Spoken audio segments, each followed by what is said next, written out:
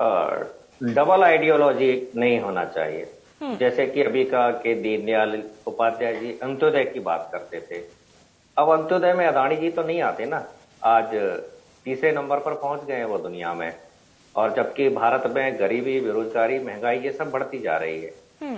तो काम किसके लिए किया जा रहा है? दूसरा, अरुंधति रॉय की विचारधारा का आप विरोध करते हैं, उनको कहते हैं आप भारत विरोधी, इनकी मानसिकता है, और उनकी किताब को आप अपने सिलेबस में ले आते हैं।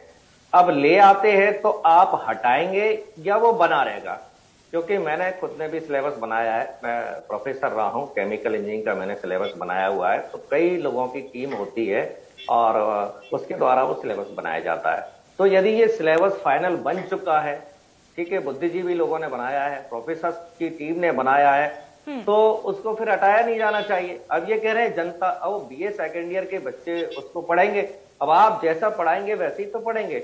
अब आप अपने सिलेबस में पढ़ाते हैं कि सावरकर जी बुलबुल के ऊपर बैठकर आते थे, 2500 किलोमीटर चलते थे और बुलबुल के ऊपर बैठकर अपनी मातृभूमि जाते थे, प्रणाम करके आते थे, फिर वापस बुलबुल पर के ऊपर बैठते थे और अंडमान निकोबार की जेल में, जिसमें कोई होल नहीं होता था, उसके अंदर वापस चले जाते थे। तो ये व्हाट्सएप यूनिवर्सिटी का जो ज्ञान हम नई शिक्षा नीति में दे रहे हैं, तो इससे तो कुछ देश का भला नहीं होगा।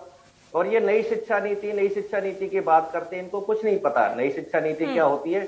जैसे योजना आयोग का नाम नीति आयोग कर दिया है, वही इनकी नई शिक्षा नीति है। पहले भी 15 साल में ग्रेजुएशन होता था, अब भी 15 साल में होता है। पहले भी सिलेबस एक टीम बनाती थी प्रोफेसर्स की, वही टीम अब सिलेबस बनाती है। तो ये नई शिक्षा नीति के नाम पर केवल अपना मुंह चलाते हैं, बाकी है कुछ नहीं।